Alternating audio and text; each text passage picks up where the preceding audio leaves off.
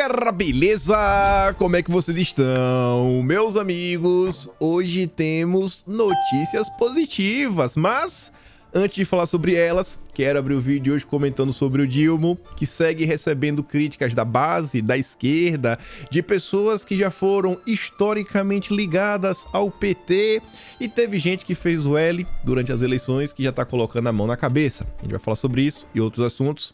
Depois quero falar com vocês sobre Anderson Torres, o depoimento que teve, mas ele ficou em silêncio, que já meio que já está remarcado para a semana que vem de novo, algumas coisas que aconteceram. Tem uma nota aí que envolve o Braga Neto. Eu não quis trazer o texto porque é uma matéria bem polêmica mesmo, mas vou comentar com vocês por alto de algumas coisas. Quero falar sobre a CPI porque o Dilma ontem, em entrevista exclusiva para Globo, falou fino. Falou fino, ele não quer mais, está preocupado, o que claramente demonstra que o governo vem já enfrentando uma crise, não tem entregas, não tem pautas positivas, a população está percebendo, o salário mínimo não aumenta, enfim, a gente fala sobre isso, outros assuntos.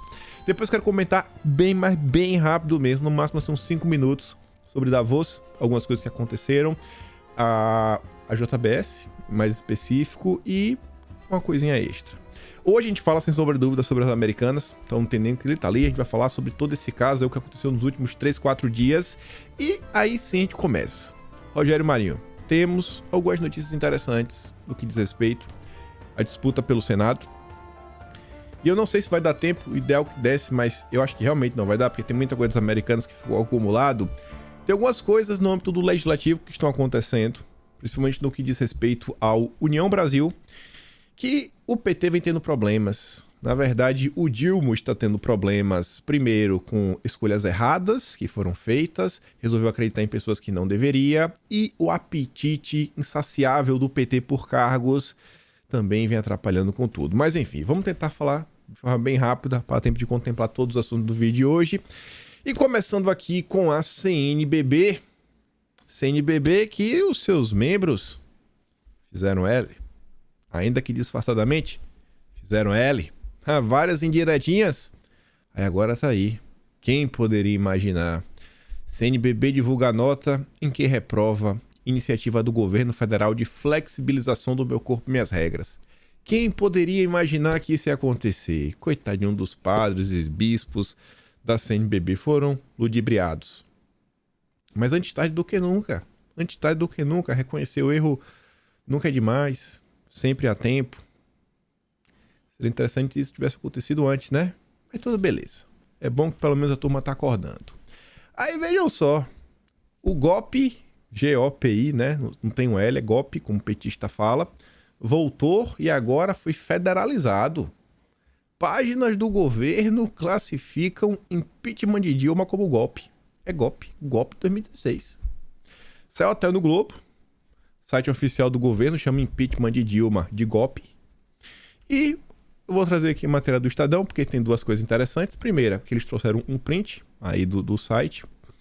Tá lá, né? Página oficial do Planalto trata impeachment de Dilma como golpe.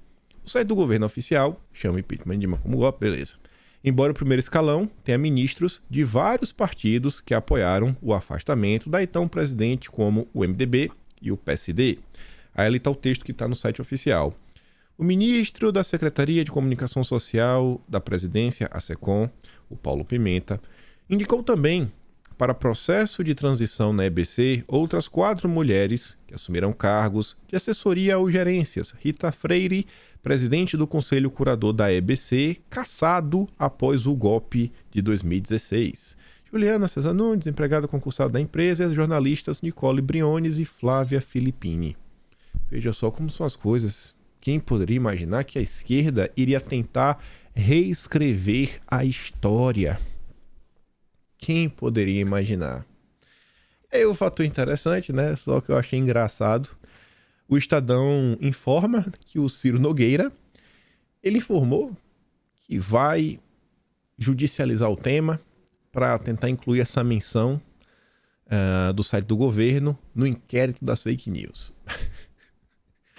Já pensou se isso é aceito, é acatado, entra no inquérito? Aí começa uma confusão interessante. Eu acho que dificilmente isso tem chance de prosperar, mas eu acho que mostrar essa situação é interessante. Porque nada faz algumas pessoas pensarem, né?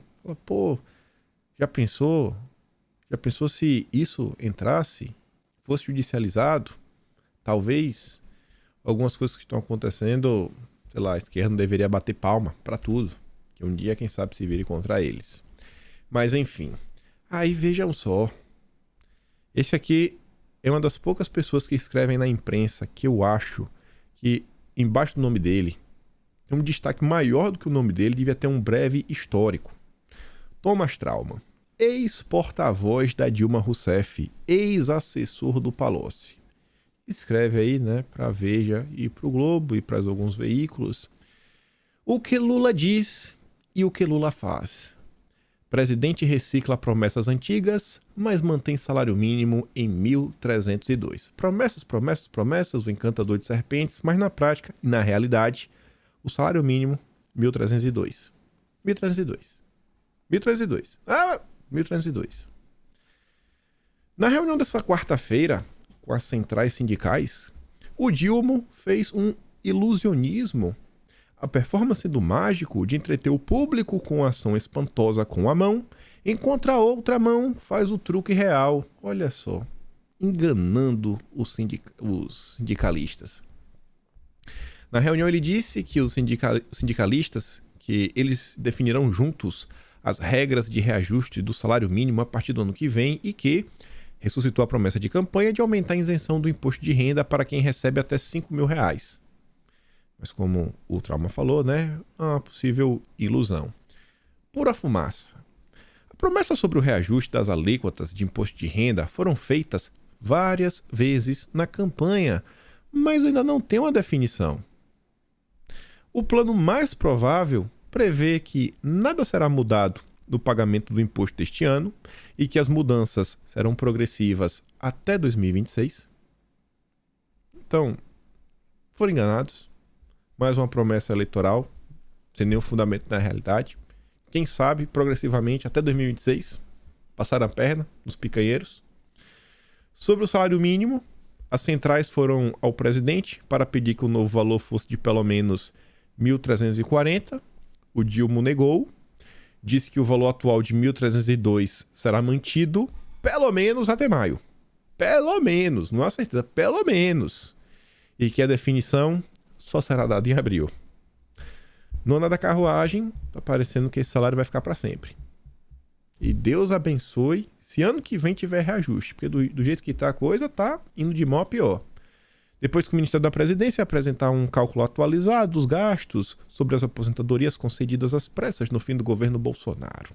A possibilidade mais provável, que dá um aumento para 1.320, como foi anunciado pelo Wellington Dias, ainda em novembro, significa que o governo terá de cortar cerca de 9 bilhões de gastos nos ministérios. 9 bilhões? Bom, a cultura está com orçamento de 10. Eu acho que é mais importante, né? A gente trabalhar com a cultura do que se preocupar com o salário mínimo, né? Quem recebe é pobre. Pobre, aposentado, nada. Vamos investir na cultura brasileira. Vamos investir. Tem outro assunto também que é engraçado. A Marina Silva falando que tem 120 milhões de brasileiros passando fome. Quem sabe, né? Pegar o orçamento da cultura e direcionar para matar a fome do brasileiro. Mas deixa lá. Aqui acabou repetido. Lula promete isenção de imposto de renda para quem ganha até 5 mil. Outra matéria da Veja sobre o tema, né? Mais especificamente. Em reunião dessa quarta, ele falou que prometeu, vai fazer, só não deu prazo. Vai fazer. Quando? Não vai, né? Não vai, a gente sabe disso. Lula reconheceu, contudo, que para diminuir ou aumentar impostos seria necessária a aprovação de uma lei no Congresso. Ele pediu aos representantes de centrais sindicais no local que pressionem o governo e que participem da discussão na sociedade sobre a mudança. Pronto, ele já tirou agora o ônus dele, ele que foi eleito para salvar o povo das garras de Bolsonaro. Agora não é culpa dele mais. Na verdade, a culpa é dele, ele coloca em quem ele quer. Então agora cabe aos sindicatos irem atrás de salvar o Brasil. Não, precisa da sua ajuda. Vem, faz aqui. Não você que vai pressionar. A esquerda elegeu o Lula para quê? Para ela ficar pressionando o governo? Aí veja. Esse cara que eu trouxe até no vídeo ontem. Esquerda, ligado ao PTB. Esse é o Lula que a gente conhece. Reajuste da tabela do imposto de renda será a minha primeira medida. Promete Lula a metalúrgicos de São Paulo. Essa matéria de 17 de agosto de 2022. Ele está sendo irônico para falar que o Lula é um grande mentiroso. Aí vem o Renato Souza. Renatinho, o repórter Renato, isso aqui, nossa. Isso aqui tem uma paixão assim escondida por Bolsonaro, mas deixa ele lá. A turma da esquerda aí falando que não, que era só não pode baixar o imposto, porque tem uma regra, e é isso, aquilo outro. Balela. É fake a afirmação do ministro da Fazenda, o Haddad, de que a correção da tabela do imposto de renda só começaria a valer em 2024. Artigo 150 da Constituição veda aumentar imposto no ano corrente, mas permite reduzir. Em razão da falta de correção à tabela do imposto de renda neste ano, quem recebe um salário e meio terá de pagar o imposto e terá suas finanças deterioradas. Até agora, Lula não cumpriu promessa de campanha de isentar do imposto de quem ganha até 5 salários mínimos. A correção da tabela do imposto de renda pode ser feita por um projeto de lei simples e até medida provisória. Não precisa do apoio, Lula podia dar canetada e estava resolvido, como ocorreu em 2015 no governo da Dilma. A mudança não alteraria a declaração deste ano, referente ao ano passado, mas reduziria o imposto cobrado dos trabalhadores. A Liga Acadêmica de Direito Tributário da UFMG trouxe mais detalhes sobre o tema. Mas enfim, né? Deixe lá, a turma vai acordar. O brasileiro vai acordar. Eu acho que é o nosso papel neste momento, enquanto, sei lá, comunicador, falando com mais pessoas, e vocês, enquanto população, é trazer informação, é mostrar para as pessoas, é tentar resgatar essas pessoas que estão perdidas aí no meio do caminho, mostrar, gente, olha só, a solução não está aqui na esquerda. Nunca esteve. A esquerda é o problema. É o problema. Olha o que estão fazendo no Brasil desde 1985, pelo menos. Vamos falar das confusões ligadas ainda a Brasília. Perceba uma coisa. Olha como o clima deu já uma baixada considerável. Sim, você vê, o clima ele tá mais calmo. Ainda que a maior parte dos canais, das pessoas estejam comentando sobre os ocorridos, etc, tudo mais, quando você olha a nível da imprensa, tem uma notícia e outra, mas não é mais o assunto do momento. Então não tá interessado com Davos, em passar pano pro Lula, passar pano pra Marina, passar pano pro Haddad, né, o que tá acontecendo, mas já tá meio em segundo plano. Defesa sugere novo depoimento após Anderson Torres ficar calado. A primeira notícia era o seguinte, ele prestou depoimento, ficou em silêncio. Essa matéria aqui já tem um pós com os possíveis desdobramentos. Aí diz que os advogados do Anderson Torres disseram à Polícia Federal que o ex-ministro da Justiça e ex-secretário do Distrito Federal preste depoimento na próxima segunda-feira, de novo já. A data ficou pré-marcada, mas... E aqui que tem um ponto que você pergunta, pô, mas por que ele ficou em silêncio agora? Porque, segundo os advogados, né, aí tem uma condição de que a defesa do Anderson tenha acesso aos autos da investigação até a sexta-feira desta semana. Ele prestaria depoimento, esclareceria tudo. Agora sim, ele quer ter acesso a todos os autos, né? A defesa está pedindo esse acesso. Essa seria a condição. Um termo com esse compromisso foi assinado pelos advogados do ex-ministro nesta manhã, quando policiais federais foram ao 4º Batalhão da Polícia Militar em Brasília, onde Torres está preso para ouvi-lo. O ex-ministro da Justiça permaneceu calado. Pessoas próximas a Torres afirmam que ele pretende falar depois que sua defesa tiver acesso ao conteúdo da investigação. Sobre o depoimento dele, tem uma coisa aí meio estranha. O Ministério Público Federal resolveu cobrar, né, vai cobrar formalmente a Polícia Federal por não participar do depoimento do Anderson Torres. Como assim não participaram? O MPF enviará ofício à Polícia Federal questionando por que não foi convidado a participar do depoimento. No documento, o subprocurador-geral da República, o Carlos Frederico, argumentará que é praxe, nessas situações, que o MPF participe da coleta do depoimento do investigado. Lembrará que foi o próprio Ministério Público Federal, em 10 de janeiro, que pediu ao Supremo a abertura de inquérito para apurar a suposta omissão de Anderson Torres e de Ibanez Rocha nas invasões aos 3 poderes. O subprocurador concedeu uma entrevista ontem à Globo News. Ele comenta sobre isso. Não vi as pessoas da Globo News, pelo menos, né, criticando a Polícia Federal, né? Talvez porque esteja ligada ao desgoverno, então tem que dar aquela passada de pano. E aí, vejam só. Sai uma nota. Vocês conseguem achar? Se você quiser bater um print aqui, você colocar essa manchete. Se você colocar essa manchete no Google, você acha. Ela é bem polêmica, essa matéria. E eu não vou trazer porque ela é bem polêmica mesmo. Em tese,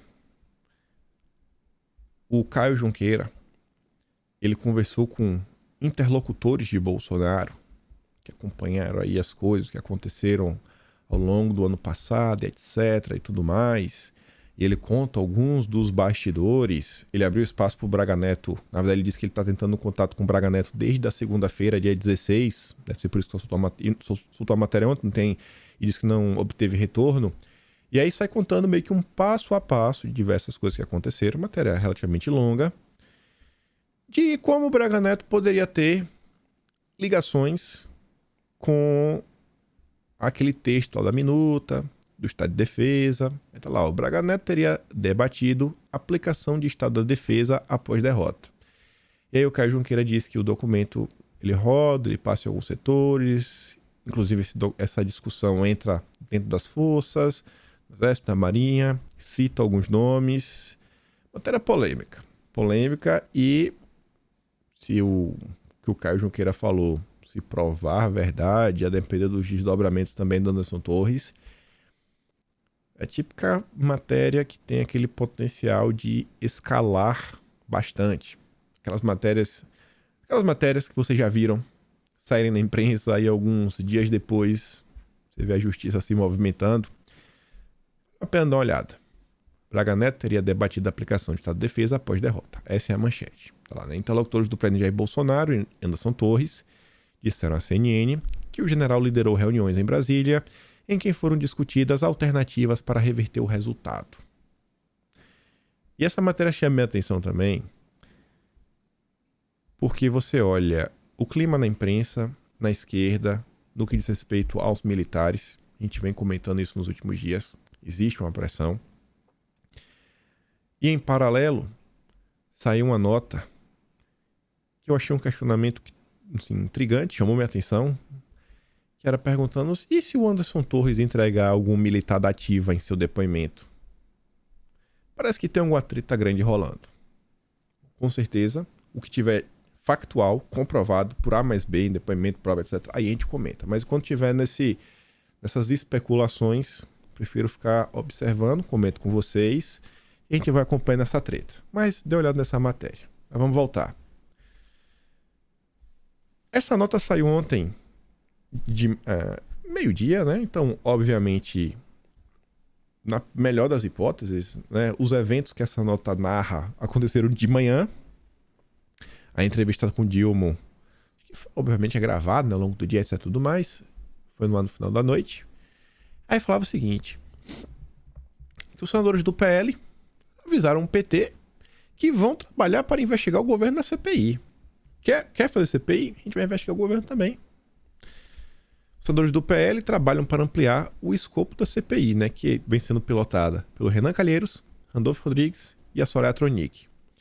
Eles desejam incluir na investigação os ministros da Justiça, Flávio Dino, e o da Defesa, o José Múcio Monteiro. A ideia é sinalizar ao governo do Dilma que o colegiado, se prosperar, pode ir além da responsabilização de bolsonaristas e atingir a atual gestão. O PL será o maior partido do Senado neste ano, com 15 parlamentares. Há bolsonaristas eleitos também no Republicanos, com 3 senadores, e no PP, com 6. O recado foi passado por integrantes do partido ao senador Jacques Wagner, que é o líder do governo no Senado. Aí olha que interessante. Juntando aí a falta de propostas positivas, né? Uma agenda positiva, propositiva, ações reais, principalmente no que tange a melhoria de vida da população mais pobre, que era a grande promessa de campanha que está faltando, acenos para o empresariado, né? O empresário que gera empregos, sei lá, uma reforma tributária, diversas coisas. Então, não tem nada.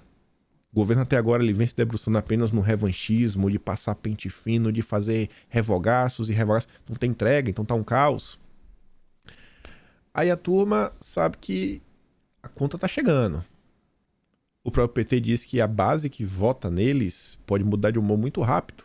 Muito rápido. Eu tenho que pensar em entregar uma coisa. E olha que a gente tá na famosa lua de mel, que é mais ou menos esses 6 primeiros meses. Não, acabou as eleições, acabou de chegar, etc. Não dá pra cobrar, tá com apoio ainda. E já tá em crise.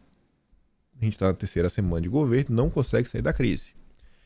Aí o Dilma concedeu entrevista pra queixada. E aí, batendo papo com a queixada, Lula disse ser contra a CPI para apurar atos golpistas. Não vai ajudar. Afinou. O Dilma afirmou ser contra a criação de uma CPI para apurar ataques golpistas. Em entrevista à Globo News, disse que a iniciativa poderia criar um tumulto e que não vai ajudar a chegar aos responsáveis pelos atos do dia 8. Lula ponderou, porém, que a decisão é do Congresso, mas, caso seja consultado, recomendará aliados que não apoiem a iniciativa. Aí a matéria traz aí, né, conversa com o próprio Jacques Wagner. Não, olha só, não, ó, eu assinei, mas de quando assinei pra cá, né, o tempo passa, o tempo voa e o Bamerinos continua numa boa, então a gente vai vendo aqui uma coisa ou outra, não sei se eu vou assinar de novo, aí que vai ter uma mudança agora em janeiro, teria que coletar mais uma vez a assinatura, eu acho que eu não vou assinar, tem que rever, era só essa CPI não é nossa, é da turma lá, o Senado é independente. Já mudaram o discurso. Mudaram. Simples assim, mudaram.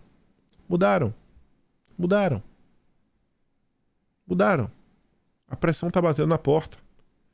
Algum resultado tem que ser apresentado. Tem nada. Não tem nenhuma proposta. Zero. O que é a proposta? Não tem. Qual é? Vai ficar entretendo a população com Big Brother? Não vai colar. E nisso, uma crise nas Americanas, que pode impactar o mercado como um todo, impactar o próprio governo. Se prepare para pagar, né, um dinheirinho, que 1/3 da dívida das Americanas está com os bancos públicos. Enfim, a gente vai chegar lá. Avançando, depois aí de um final de semana inteiro e o início da semana cheio de porrada em cima dos militares, desconfiança de Lula com forças expressa covardia e não pacifica o país. Eis que aparece o Etchegoyen, que já chefiou o GSI na época do Temer. Passado o triste episódio do dia 8, o Dilma, comandante supremo das forças, dá uma declaração clara à imprensa de que não confia nas forças. Como é que se pacifica o país a partir daí? Como é que se pacificam as forças, que são uma instituição de Estado com a qual os governos do PT conviveram por 16 anos? Afirmou nessa terça em entrevista ao programa gaúcho Pampa Debates. Foi para frente, né? Estão tentando ir para frente, mas vai ter algum tipo de reação contrária. Essa briga está acontecendo, ela está intensa. E aí, vejam só, a gente falar um pouquinho de Davos. Porque acho que isso aqui tem tudo a ver com esses eventos em Brasília, o que está acontecendo nesse momento. Mais uma vez, a turma da esquerda. É escandaloso que a liberdade de expressão seja tratada como algum tipo de releitura da extrema-direita de uma versão extremista da Constituição dos Estados Unidos.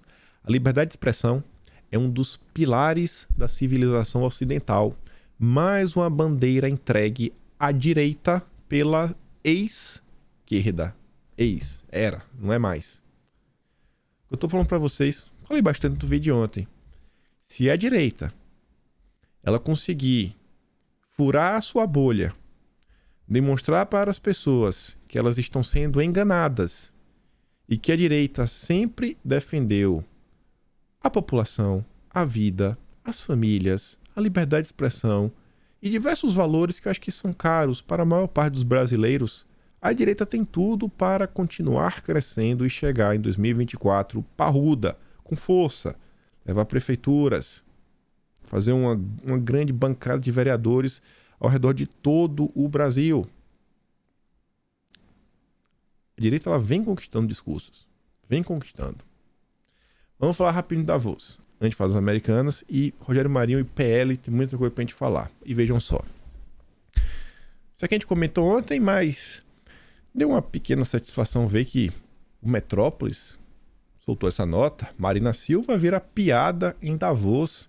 Foi depois da ministra do Meio Ambiente dizer que 120 milhões de pessoas passam fome no Brasil, dado sem comunicação com a realidade.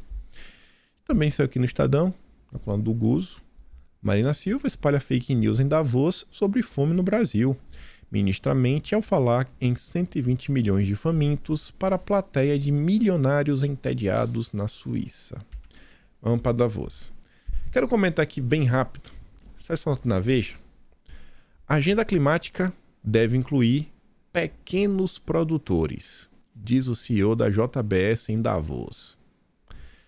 Gilberto Tomazoni, CEO global da JBS, participou nesta quarta do painel Por que a Terra Importa, no Fórum Econômico Mundial em Davos. No encontro, ele falou da importância dos países promoverem mecanismos de financiamento como créditos de carbono, apoio técnico, incentivo de práticas sustentáveis voltados aos pequenos produtores.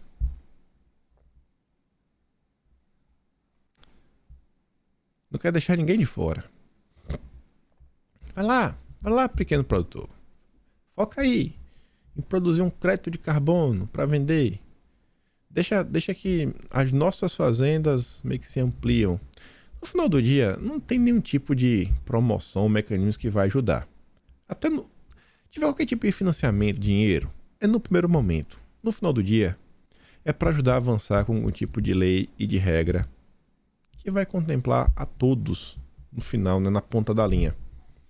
E quem vai pagar por todo esse aumento do custo de produção é o consumidor final, é a população. Olha o que a turma está discutindo em Davos. Duas postagens do Dilma que ele fez ontem. Primeira delas, que tem a ver com a Agenda Verde. A questão climática hoje é uma necessidade para preservar a espécie humana. E todo mundo tem que ter responsabilidade. Vamos discutir com as Forças Armadas um trabalho mais eficaz. O compromisso que temos é desmatamento zero na Amazônia até 2030. Está empenhado. E olha o que ele diz depois. Essa é bem mais complicada. A extrema-direita é um movimento internacional. Por isso, vou propor uma unidade do progressismo democrático pelo mundo para não permitir o ressurgimento do fascismo. Ou seja, né, vai tentar aliar todos os globalistas, né, os partidos woke ao redor do planeta em uma aliança contra quem pensa diferente. Esse é o cara que vem para pacificar o país, né? É o que eles estão tentando enganar. E só para terminar aqui, falei que era rápido a questão do Davos. A nova aldeia de colaboração global do Fórum Econômico no metaverso, ela é confiável. Por quê? Porque a Interpol está a bordo. Já está para te prender digitalmente. E o Elon Musk diz que o Fórum Econômico está se tornando cada vez mais um governo mundial não eleito que as pessoas nunca pediram e não querem. Um tipo de resistência contra tudo que está acontecendo é bom, principalmente quando alguém tem um dinheiro, né, um capital político para tentar bater de frente. Mas vamos falar sobre as Americanas, um caso aí que está chocando o Brasil, no noticiário, todos os veículos de comunicação. E eu quero começar aqui com esse post. Esse perfil aqui é um perfil de esquerda também. Traz um questionamento, que lá na frente eu até volto nele, que ele fala o seguinte, ó, cansado de corrupção nas Americanas, privatiza. Ele faz uma piada, né, que assim, Americanas é uma empresa privada. E olha todo esse caos que está acontecendo. A ideia é falar assim que privatizar não resolve nada. Em parte, esse comentário eu não acho que está errado. Até falo para vocês, eu não sou a favor de privatizar tudo, né? Privatizar não significa que você solucionou o problema. Agora, entregar estatais na mão da turminha da picanha, esse filme o brasileiro já viu por diversas vezes. Só que no caso das Americanas é um argumento muito engraçado. Assim, então privatiza. Porque as Americanas, para chegar no ponto que chegou, foi uma escalada. Foi uma escalada que precisa ser averiguado. Porque uma empresa, quando chega nesse porte, ela precisa entregar relatórios, auditorias, números. E existem setores que têm que ser extremamente responsáveis, estão colocando a sua reputação na hora que dá o carimbão. Os auditores, por exemplo, que carimbado falou aqui, ó, eu atesto que está tudo em conformidade. Você tem as agências reguladoras que deveriam estar aí para garantir que as empresas estão funcionando devidamente, ainda mais empresas que estão listadas no mercado de capitais nas bolsas. As americanas não estão sendo apenas listadas no Brasil, também são negócios de atualizações lá em Nova York. E aí, desde o final de semana passado, a treta começa, né? E tá assim, ó, as duríssimas palavras do BTG contra o Lema e 3G Capital no caso das americanas. Aí veja, o pessoal da Veja, lá do Radar Econômico, tinha dado uma bisoiada para ver o que estava rolando e eles encontraram isso daqui, ó. Americanas alertavam para graves riscos antes de descobrir rombo bilionário. A empresa relatava perigos em formulários entregues à CVM no início do ano. Privatizar tudo não é solução. Privatizar não significa que você vai evitar qualquer tipo de problema. Mas, e a CVM? Qual o papel da CVM nisso? A CVM é uma autarquia que os seus cargos aí são feitos por indicações e alguns cargos são sabatinas, onde cabe ao Senado brasileiro aprovar os nomes. Então nossos senadores também falharam. Se a CVM falhou, os nossos senadores falharam. A Americana já alertava para graves riscos de mercado antes mesmo de revelar o rombo que chegou à casa dos 40 bilhões na última sexta. Por lei, todas as empresas listadas em bolsa devem listar a CVM. Os perigos relacionados às suas operações regularmente. Os formulários entregues pelas americanas no último dia 2 de janeiro foram consultados pelo Radar Econômico e revelam que a captação de recursos via bancos ou emissões são fundamentais para a operação da companhia e consequente cumprimento de suas obrigações financeiras. Em outras palavras, a própria Americanas admite que pode não cumprir com suas obrigações financeiras caso não seja capaz de obter financiamentos e refinanciar suas dívidas. Para eu pagar minha dívida, eu tenho que conseguir pegar mais dinheiro, refinanciar o dinheiro que eu estou devendo. E aí, CVM?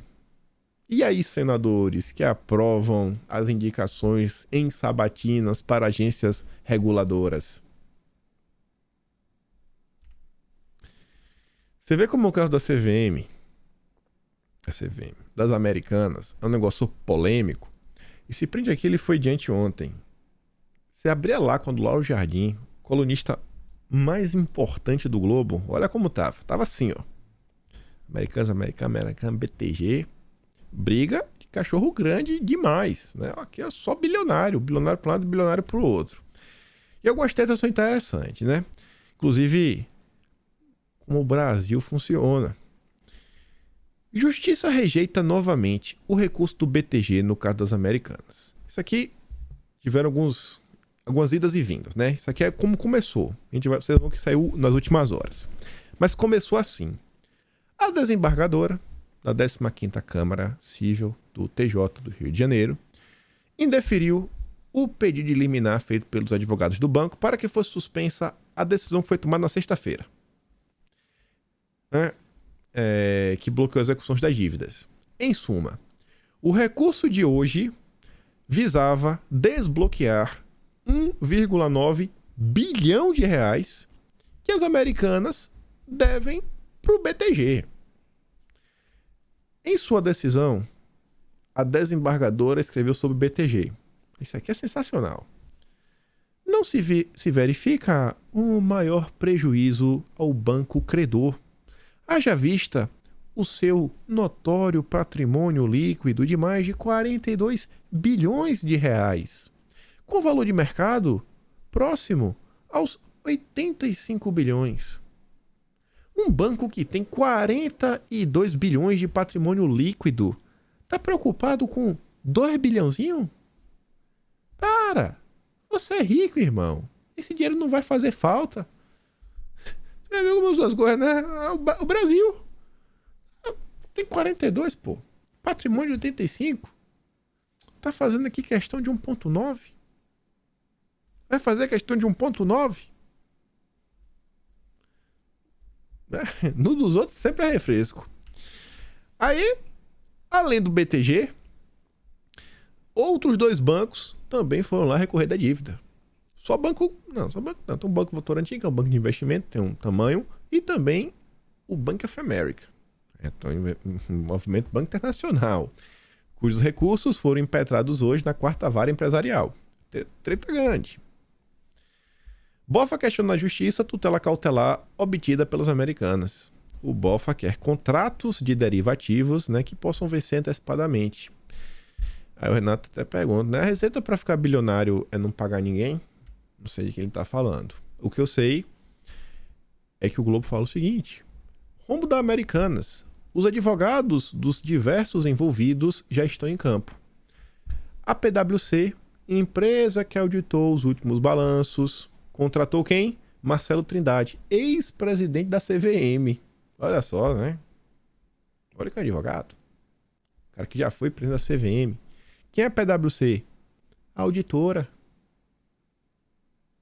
Essas empresas de auditoria que fazem o sistema de compliance para lutar, né, impedir a corrupção. O que Moro trabalhava aí, tentou trabalhar quando saiu do governo. PwC, e aí? Quem é o culpado sobre isso? Tem que ter uma investigação minuciosa. Americanas tem 2 escritórios na causa, por enquanto o BMA para negociação com os credores e o Basílio Advogados para atuar junto à quarta vara empresarial do Rio de Janeiro. O BTG, um dos maiores credores, está sendo atendido por 2 escritórios, Galdino Coelho Pimenta Takemi e Ayobi, e o Ferro Castro Neves, Daltro e Gomide. Mas isso é só o início. Mais advogados de contencioso e muitos criminalistas se incorporarão ainda esta semana a esse elenco estelar. BTG declarou guerra aos 3 mais ricos do Brasil. Impressionou a todos os que leram a petição que os advogados do BTG Pactual impetraram no fim de semana. Aí tava lá, né? Que bateram pesado no Paulo Lema, Marcelo Teles, Beto Sucupira. A ordem do BTG do André Esteves foi clara. Não há negociação possível com Americanas e o tom que deveria ser usado na ação era o tom de guerra. E o Lauro Jardim colocou aqui alguns exemplos. Os 3 homens mais ricos do Brasil, ungidos como uma espécie de semideuses do capitalismo mundial do bem, são pegos com a mão na caixa daquela que desde 1982 é uma das principais companhias do trio. É o fraudador pedindo às barras da justiça proteção contra a sua própria fraude. É o fraudador cumprindo a sua própria profecia, dando verdadeiramente uma de maluco para esses caras saberem que é para valer. Fraude contábil não é função social legítima, merecedora de proteção da lei, mas ato que deve ser punido severamente com suas potenciais consequências criminais. Nível da brincadeira. Bilionário contra bilionário. Quando chama assim, ó, semideuses do capitalismo mundial do bem. E esse é um ponto. A gente vai chegar lá, né? Americanas VSG. Aí a coisa foi escalando. O Ministério da Justiça decide notificar Americanas sobre o impacto da crise. O Ministério vai enviar notificações americanas questionando o possível impacto da crise da empresa para os consumidores e mais algumas coisas. Nisso daí, o MP do TCU pede a apuração de suposta omissão da CVM. A gente tem a agência reguladora para evitar que isso aconteça. E aí, e a CVM? E a CVM, hein? A auditora também vai ter uns problemas. A PwC já está recebendo, inclusive, uns processos internacionais. Que, pô, as ações estão sendo listadas lá nos Estados Unidos porque deu carimbão. Aí o tempo passou e ontem o BTG teve uma vitória. A Justiça concede liminar o BTG e bloqueia 1,2 bilhão das Americanas. Ao liminar, foi concedido ao BTG de bloquear 1,2 bilhão. O magistrado determinou que o montante fique retido na conta do BTG até que haja uma apreciação mais aprofundada do caso envolvendo a fraude multibilionário ocasionada pela Americanas anos a fio. A gente tá falando do BTG, por quê?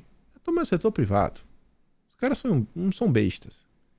Quando a treta começou, obviamente, o BTG tem um setor de comunicação, tem uma secom interna. Com certeza eles estão conversando com diversos jornalistas. Acontece alguma coisa, alguma vitória, com certeza eles entram em contato com a Veja. Fala, Veja, olha só, a gente venceu isso daqui, ó. Foi isso que aconteceu, olha aqui um resumo. Tem como soltar uma nota aí, não? É uma batalha midiática também. Só que a dívida do BTG, a dívida das Americanas, é com diversos bancos. 1/3 da dívida da Americanas é com bancos públicos. O governo age para reduzir perdas. E quando um dos primeiros vídeos que eu falei sobre o caso das Americanas, eu trouxe um gráfico de pizza mostrando alguns fundos de pensão. Não fundos. Fundo de investimento também tinha alguns fundos de pensão. Não sei se devia ter algum de pensão. Tinha fundos. Alguns fundos que investiam nos papéis das Americanas. Eu sigo lá e falava, ó, Banco do Brasil, Caixa, e aí? Onde é que está a Previc? Outra, né, autarquia aí que existe para garantir, né, criar uma série de regulamentações e leis para proteger esses fundos públicos, para evitar que um funcionário público, né, espertão, pegue o dinheiro de uma turma grande e coloque em algum lugar que vai dar errado. E aí? O Brasil já viu um caos acontecer no passado com o Postales, bem conhecido. E agora o caso das Americanas? Quem que paga por isso? Eu te falo, ó, preparado para pagar imposto e manter o lema bilionário? E a Tabata, que desapareceu, né? Tablet do Amaral, onde é que ela está? Esse caso da Amazonas, ele é, assim, um questionamento gigante que ele precisa ser feito diante do Estado brasileiro. É a falha do Estado brasileiro. A turma da esquerda que tanto fala, que isso, aquilo, outro, cara, e aí? Cadê vocês? O Brasil, o Brasil está inserido de um projeto, o projeto de país que foi concebido, que o Brasil vive hoje, é um projeto social-democrata. Um governo controlador, tenta ajudar aí diversos setores, é uma ajuda que parece que você abre a torneira, né, uma vazão gigante, mas a população cai pingando, a água não tem força, agora vai perdendo força, né? Tá cheio de ladrão aí no meio do percurso. Ninguém recebe. Aí a CVM vai ser apurada aí, né? Pelo MP no TCU. Aí a Previc, você fica, cara, e aí? Então, isso aqui são inúmeras discussões que, inclusive, eu acho que linka com uma coisa que eu ouvi comentando com você nos últimos dias, que é o seguinte. A direita, ela tem queixas enormes. Você vê, o que é, a meu ver, né, na minha limitação, o que foi que ajudou com que fomentasse dentro da direita aquela ideia que era do MBL? Vamos privatizar tudo. A insatisfação do brasileiro de ser roubado. O cara tá olhando para um lado, olhando para o outro, o cara tá sendo roubado. Estão assaltando as nossas estatais. Eu acho que esse foi o ponto-chave que ele falou, cara, não tá dando certo. Olha o que tá sendo feito. Melhor vender, entregar na iniciativa privada, porque na iniciativa privada a turma tem que trabalhar, tem que botar para andar. Só que agora a gente vê um caso desse. Tá dando errado. E tá prejudicando mais uma vez o setor público, o teu dinheiro. Direto ou indiretamente, o teu dinheirinho. E aí? Então, assim, qual é a solução? Qual é a solução no final do dia? Para diversos setores, né? Isso aqui, a gente tá falando do varejo. O governo não vai ter uma estatal do varejo. Mas qual a solução? Como é que o governo deve funcionar para garantir que realmente as coisas vão funcionar? O problema são as estatais ou o problema são as agências reguladoras? O problema está nos dois. Ou o problema está nas pessoas que são indicadas?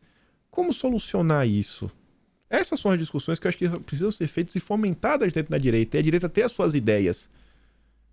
A direita ela tem algumas ideias que é o seguinte, que elas são baseadas em princípios. A direita ela tem um princípio claro. Soberania nacional. Brasil acima de tudo, Deus acima de todos. Está bem claro até nessa frase de Bolsonaro. Soberania nacional. A soberania nacional, ela serve de base nessa pauta da privatização, quando o Bolsonaro falava, pô, vamos privatizar. Agora tem algumas empresas que são estratégicas, né? Tem outras empresas que podem até privatizar, mas tem que ver para quem vai vender. Por quê? Porque pode se tornar um ativo de risco a depender do comprador. O cara, sei lá, o cara domina toda a energia elétrica brasileira. Aí briga com o Brasil, vai lá e desliga o interruptor. Ninguém tem energia em casa, e aí? Então, são algumas questões que a direita tem que chegar, tem que discutir, tem que se debruçar. E tentar construir um projeto de país. Olhar lá na frente e falar, a gente sabe onde nós queremos chegar. Essas são as pautas da direita. Na hora de chegar alguém falando, isso aqui a gente defende. É isso aqui, ó, de forma clara. Isso aqui vai dar certo. Porque do jeito que tá dando errado. Nesse setor, tá dando errado. Dando errado. O Brasil foi sequestrado.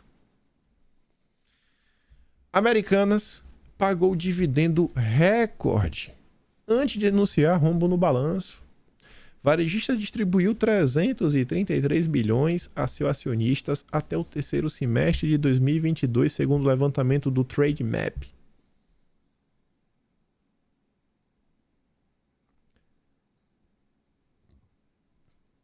Dividendo recorde de uma empresa que não se sustenta em pé. Tem algo errado aqui, né? Tem algo errado. Algo errado não está certo. Aí você volta aqui para discussões. O semideus capitalista do bem mundial, né, a turma do BTG falou, a B3 está avaliando. Não é decisão ainda. Avalia excluir Americanas de índice de sustentabilidade. A empresa não se mantém em pé, mas é sustentável o quê, rapaz? Sustentável é pagar as contas, chegar no final do mês e tá no azul. Acho que isso é ser sustentável. Uma empresa que tá com a dívida impagável, basicamente impagável. Onde é que tá a sustentabilidade nisso? Tá maluco? Não, a P3 avalia. Nos Estados Unidos, temos... Vou falar as famosas, que todo mundo já ouviu pelo menos uma vez na vida, porque já assistiu o Jornal Nacional. Nasdaq, Dow Jones. Já ouviu esses dois nomes, já? Mas tem a Bolsa de Nova York, tem a Bolsa de Chicago, tem diversas. No Brasil, só tem a B3. No Brasil, só tem a B3. Olha que interessante. Entretanto, a empresa deve continuar no novo mercado, reservado para papéis com boas práticas de governança. Depois de tudo que está acontecendo, boas práticas de governança. O que é SG no final do dia? SG é para garantir que os semideuses do capitalismo do bem continuem empoderados, salvando o planeta, viajando para a Suíça em janeiro, lá no Fórum Econômico, falar como é que o ser humano deve viver sua vida. O ser humano comum, né? O pobretão. O povo. Essas são, acho que, as discussões interessantes que a direita ela precisa ter. Ela precisa ser fomentada. Eu não acho que nenhum deputado tem uma resposta para isso, porque são questões complicadas, questões complexas. São questões aqui que envolvem aspectos sociais, aspectos econômicos, aspectos tributários. Ainda que o tributário esteja dentro da parte da economia, você vê que tem coisas que elas meio que se dividem, são subdivisões internas. Para você entender de um tema, você tem que ser especialista nele. A direita, ela falta isso também, uma especialização. Às vezes as pessoas querem ser boas em tudo. Eu, por exemplo, eu não comento sobre geopolítica. Posso comentar outra notícia internacional que eu vejo que tem relação ao Brasil. Eu não sou especialista de geopolítica. Eu não entendo de diversos assuntos. Eu não entendo da geografia local. A geografia ela interfere muito. Algumas coisas assim no cenário macro, né, relevo. Acaba sempre interferindo na leitura de alguns tipos de conflito que está acontecendo, recursos naturais que um país tem, o posicionamento dele, qual grupo político ele está ligado, se não é melhor. Eu não domino isso, então não é um assunto que eu comente. O que é que eu tento entender um pouquinho? Política interna. Política doméstica, né? Principalmente assim, no âmbito do quê? Relação do executivo com o legislativo a nível federal. E ali, tento entender. Essa pauta que eu quero tentar entender. Além disso, tem alguns assuntos que eu já me debrucei bastante, como, por exemplo, ligado ao seu Sérgio Moro, o lavajatismo, que não é igual à Operação Lava Jato. tentar entender também essa história de como chegamos aqui no dia de hoje, no que diz respeito à história da direita brasileira, os problemas que a direita brasileira sofreu. Tentar contar isso, né? Pô, acumular. E assim, é uma infinidade de assuntos que eu tenho certeza que tem muita coisa que eu jamais saberei e muito assunto que eu tenho que estudar para tentar realmente entender diversas coisas. Não consigo dominar sobre tudo. A direita, ela tem que... Para ela continuar avançando e crescendo, e crescer de uma forma bacana, ela precisa dessa especialização. Comentei para vocês no ano passado, não comentei muita coisa porque esperando o momento, mas não tá parado. Já passou da fase projeto, tá no mínimo aí na fase alfa, né? Porque a beta já tem às vezes um lançamento, nós na fase beta, tem umas atualizações, até tem uma versão final. Mas o observatório que eu falei para vocês, ele vai sair do papel, já tá saindo. Vai sair, é um observatório focado no quê? No acompanhamento legislativo nacional, algumas pautas que a gente consegue dar uma bisoiada e pelo menos fazer alguns apontamentos aqui, ó, isso aqui tá no caminho meio ruim, olha, isso aqui é um jabuti, aquilo outro, mas poder redigir um projeto de país, aí eu não tenho capacidade nenhuma para isso, né, óbvio, e tem determinados temas como esse que a gente pode apontar alguns problemas, alguns questionamentos, mas que vai precisar no final do dia de pessoas realmente capacitadas na área, e esse discurso ainda falta na direita. Por isso que às vezes fala, pô, o direito tem que, né, dominar as universidades. Tem que também estar na área acadêmica, tem que estar estudando. Americanas, se fraude for comprovada, CVM quer punir individualmente cada um dos envolvidos. Só a investigação exaustiva dirá se houver fraude dentro da chamada inconsistência contábil de 20 bilhões no balanço das Americanas. Beleza. Mas dentro da CVM não resta dúvida de que o episódio tem todas as características e conformação de uma fraude, de acordo com o diretor. Um dos objetivos da investigação da CVM é, se comprovado o delito, punir individualmente cada um dos envolvidos. Falando rápido, para falar do Rogério Marinho, temos que falar hoje, notícia positiva, mas só para dar uma leve risada, Josué cai porque defendeu a democracia. Josué Gomes caiu, foi humilhado. Foi destituído por 47 votos a 1. Estraçalhado. Saiu. Sabe assim, meu Deus. Foi pior que o 7-1. Foi 47-1. 47-1. Aí veja. Será que o Josué Gomes jogava no time Brasil? O manifesto do PIB e de intelectuais em defesa de Josué Gomes na Fiesp. Armínio Fraga, o brother do Soros, turminha do Itaú, que ajudou muito aí, né? Os picanheiros como um todo, até deputados. Mais gente aí, né? Faculdade da USP, FGV. Será que a Fiesp ela estava trabalhando pelas indústrias do estado de São Paulo ou por algum interesse que... Cara, eu acho que não era o certo. Qual será, hein? Só pegar aqui um bom porque eu falei do Soros. O Plínio Valério ontem fez essa postagem. O arquimilionário Soros deu 100 milhões de reais a ONGs brasileiras e o Fundo Amazônia deverá receber bilhões de países estrangeiros. Mais do que nunca, a CPI das ONGs na Amazônia precisa ser instalada. Essa caixa preta tem que ser aberta para dar transparência ao uso desses recursos. E para fechar aqui esse bloco, Americanas... XP. Cortes podem chegar a 10% da empresa. Cortes na XP. Pragmatismo e sensatez. Faz o L e abraça o lema, Benchimol. E vamos falar do Rogério Marinho. Vamos falar. Dia D de Rogério Marinho na campanha pelo comando do Senado. Ao longo da semana aí, dizia que essa semana o Rogério Marinho meio que ia bater o martelo. Se realmente vai ou não vai ser candidato. Pra saber se realmente ele é competitivo. O cálculo do manda-chuva, no caso do Valdemar, é para que, caso ele detecte que a candidatura do Rogério Marinho não tem nenhuma viabilidade, ele consiga negociar cargos na mesa diretora do Senado. Pela contabilidade do PL, Marinho teria 25 votos e estaria trabalhando para obter mais 6. Ele tem viajado pelo país em campanha e rejeita o diagnóstico de que seu projeto político esteja fadado ao fracasso. A fim de evitar que adversários vinculem o nome dos episódios do dia 8 de janeiro, o Marinho se comprometeu, se eleito, a colocar a CPI para andar. Mas nem o Dilma quer a CPI mais. Aí veja, isso aí foi no dia 15. Aí foi passando o tempo. Apoiadores de Rogério Marinho usam estratégia do gabinete do ódio na eleição para a presidência do Senado. Tá, que a turma tava aí cobrando um outro, etc, tudo mais. Aí tava lá, né? Apoiadores passaram a criar páginas para pedir que as pessoas pressionem seus senadores a votar no Rogério Marinho. Os argumentos têm ligação direta com as pautas golpistas, porque fala assim que o Marinho vai fazer isso, avançar, etc. Olha como tá o choro da imprensa. Em paralelo, Pacheco vem sendo acusado de omisso perante temas blá blá blá, traidor da pátria, canalha, entre outros xingamentos. Sobre isso daqui, o que eu digo para vocês sempre: nunca faltem com respeito. Falem, cobrem, mas nunca faltem com respeito. Só que eu não tô essa nota à toa.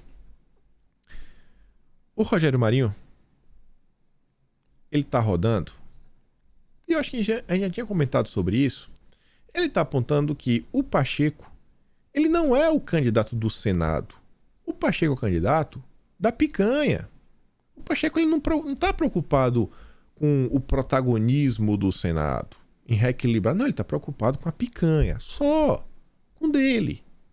Rogério, o governo está alinhado ao judiciário e o Senado perdeu a força. Diz Rogério Marinho. Ele tá passando sobre isso daí para bater nessa tecla. Isso pode parecer discurso para a imprensa e tudo mais, mas, gente, no Senado tem muito senador que quer brilhar, quer depender, né? Que pode acontecer nos próximos dias, ele quer dar uma brilhadinha. O senador manda demais. São 3 por estado, dependendo do tamanho do estado. É uma força absurda para direcionar emenda, sabe, criar vínculos entre prefeitos e deputados. Então ele tem total interesse de fazer o seu nome rodar, criar uma base. 2024 tem eleições. Sabe, não tem uns primos bonitos, bacana, para lançar candidato, né? Engraçado como política no Brasil. Umas famílias aí que só tem Pelé, né? Todo mundo é a lenda da política. Todo mundo é capitão da política. Então vai lá, então ele tá colocando esse discurso. E é um discurso que é importante. É um discurso que é importante. Inclusive é uma coisa que ela precisa ser dita. O Pacheco, ele não tá preocupado com o Senado. O Pacheco tá preocupado com a picanha. Que isso é um bom ponto para mostrar para as pessoas, aquelas pessoas que não são da direita, falar, cara, olha só, você pode não concordar com diversas coisas da direita, mas você acha que o Pacheco ele tá seguindo no caminho certo? Você acha que ele tá colocando o Senado em primeiro lugar?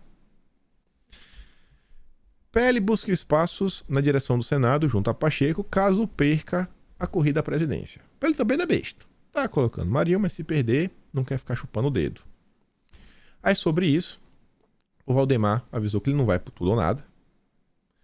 Ele não quer que o PL, que vai ter a maior bancada, fique sem cargos na mesa diretora.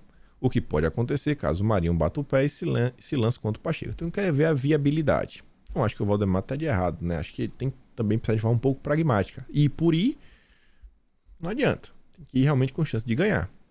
É importante esse negócio, a gente comentou sobre isso antes, né? Beleza, não vai ser candidato, mas o que é que vai ter em troca? Vai ter o assento em uma comissão permanente, forte, tipo uma CCJ da vida? A CAI, Comissão de Assuntos Econômicos? Vai ser o relator do orçamento? Vai fazer o quê? Campanha de bolsonarista nas redes para eleger Marinho a presidente do Senado incomoda Pacheco. Depois daquela primeira do Globo, né, falando, a turma tá aí nas redes sociais enchendo o saco. Aí agora a turma do Estadão, hoje de manhã, disse que a campanha de Rogério Marinho incomodou Pacheco. Militantes estão fazendo ataques nas redes sociais e pressionando os senadores de oposição ao governo a não votarem no Mineiro. O mal-estar é tanto que Pacheco não quis se encontrar com Portinho, que busca um acordo para o lado que perder a disputa. Membros do PL prevêem uma campanha jamais vista nas redes sociais com engajamento maciço de bolsonaristas contra o Pacheco. Então, está surtindo efeito. Mas volto a falar.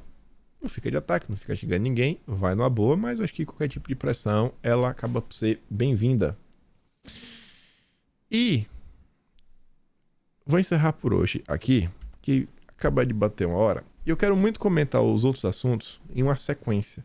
Primeiro para falar da parte do União Brasil, falar assim um após o outro para vocês verem as confusões que estão acontecendo e como o apetite insaciável do PT continua gerando mais problemas. E que, primeiro, você está vendo a questão da CPI. Se o governo tivesse a mais pura convicção que ele tem uma base coesa, todo mundo jogando junto, misturado, que vai tratorar tudo, ele não estava em busca de uma CPI. Quer dizer, ele não estaria desistindo de uma CPI. Então ela não tem base. Ela não quer a CPI. Vai ter eleição da presidência da Câmara. Já tá mandando aviso pro Lira aqui, ó. Quem tá se movimentando aí pra lançar opositor é o Bivato, mandando MDB, não tem o dedo nisso. Já tá com medo de ser retaliado mais uma vez. A tentativa de possivelmente tirar o PL da vice-presidência parece que não vai dar certo. Enfim, esse e outros assuntos a gente comenta amanhã. Por hora, ficamos por aqui. Se gosta do meu trabalho, passa no meu canal, tem um botão de valeu, tem um pé na descrição. Compartilhe esse vídeo. Com fé em Deus, eu espero poder estar aqui e ver vocês também. Aquele grande beijo, abraço, tamo juntos. Valeu, meus amigos. Fui!